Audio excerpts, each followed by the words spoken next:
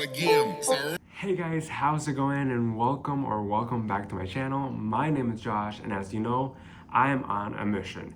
I'm so excited that you're here, and this channel is all about real estate and personal finance while I am trying to pay off my student loan debt. So if you like any of that, or you like to learn more about those things, feel free to like and subscribe. I would absolutely appreciate that.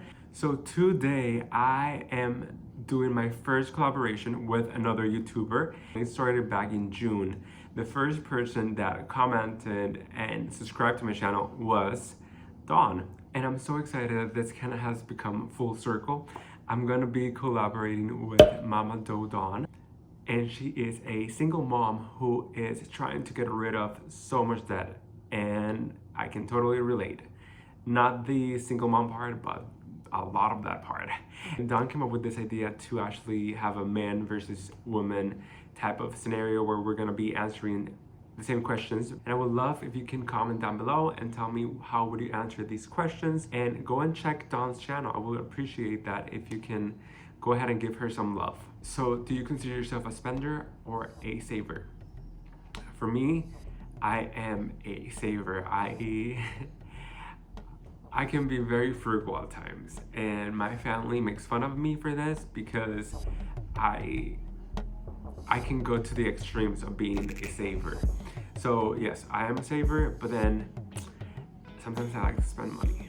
Number two would be, what motivates me to save money? And this is such a good question because you need to have an end goal. For me to save money, it means that I'm gonna have stability. I don't ever want to be in that case where I have an emergency and I don't have enough to cover it. That's for me the most important part, that whenever something might occur, I'm gonna be okay. And ultimately my goal, my mission is to be financially independent, and I'm aiming towards that. I'm aiming to pay off debt, so that is part of it. So what are the 3 items that I would have an impulse to buy? Number 1, coffee. Yes, I have to stop myself sometimes because I'll be like, oh no, I have coffee at home. I can save some money on that. Number 2, it's all food related probably. Number 2 is probably gonna be like going out to eat. And it's not like an expensive meal, but I would go to like a fast food place. 3 would be probably like candy, probably chocolate or something like that. I would probably just be like at the gas station, and when I'm paying, and then I'll get something.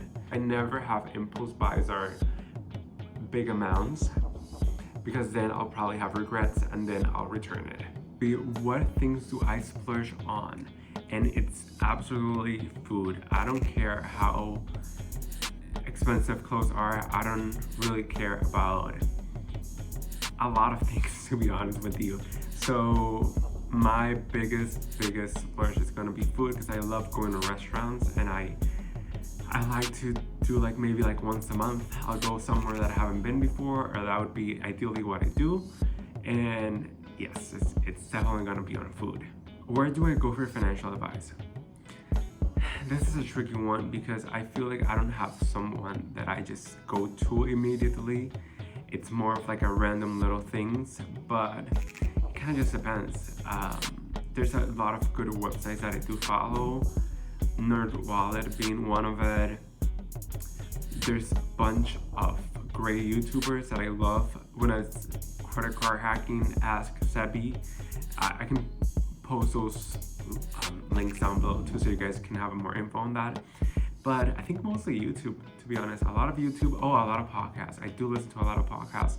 Bigger Pockets podcast, Whitney Hanson's The Money Nerds podcast. Shout out to Whitney if you are listening to this. I really want to be in one of your episodes at some point of my life. I wanna connect. What is an item on my house that was worth it?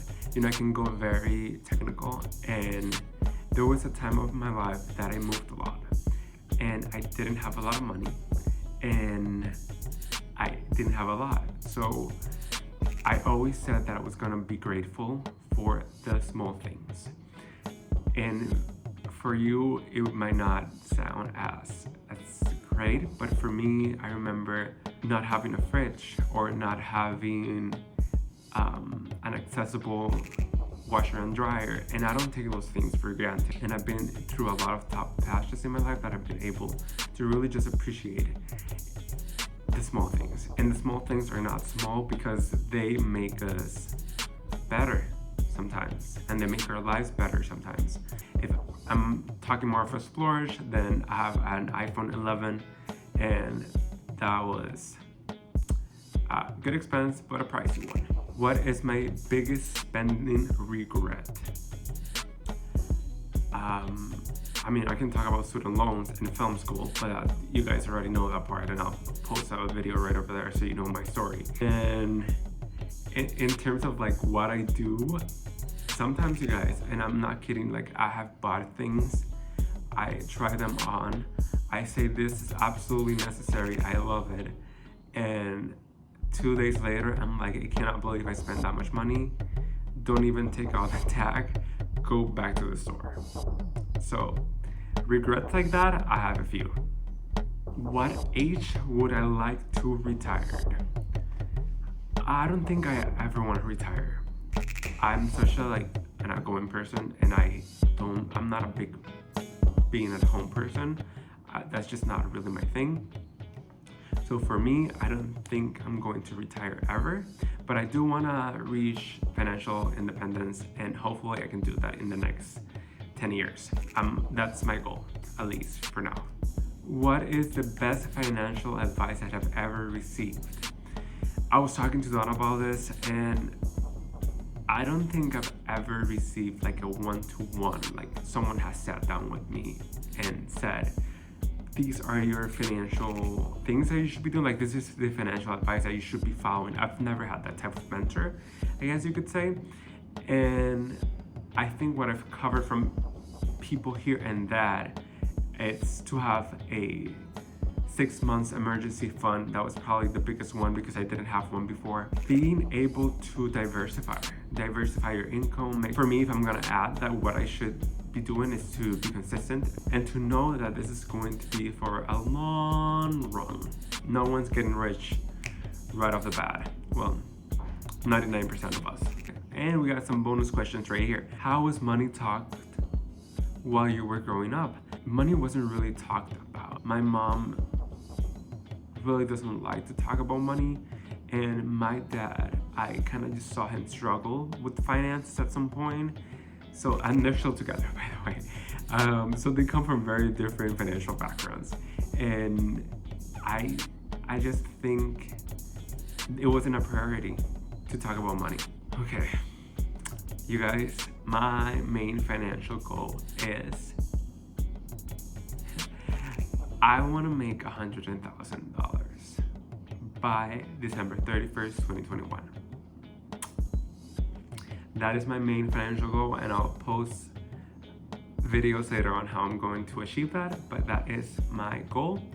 Do I like and dislike the most about personal finance? I think for me, I hate how judgmental other people are about your finances. Every time I post something about how I'm handling my finances, I have someone who's completely gonna disagree, and it's going to be very rude about it. Don't understand why, because you're not Warren Buffett, you're not a multimillionaire. If you are a multimillionaire and you're watching my channel, I'm not sure why. But if you want to sponsor me, kind of like adopt a millennial kind of thing, I'm here for it. And I'm learning. This is a learning process, so that's the most important part. We are learning here. And what I like the most is probably being open about finances. I feel like there's such a taboo, there's such a stigma of like finances, and if we don't know about finances and we don't talk about finances, how are we gonna be better at it? That's something we really need to work on as a society and as a culture. Go ahead and follow Dawn on her journey. I'm gonna post down the info below, and I would love to hear you out if you have any questions or concerns or any suggestions you might have for other videos. So until next one, goodbye.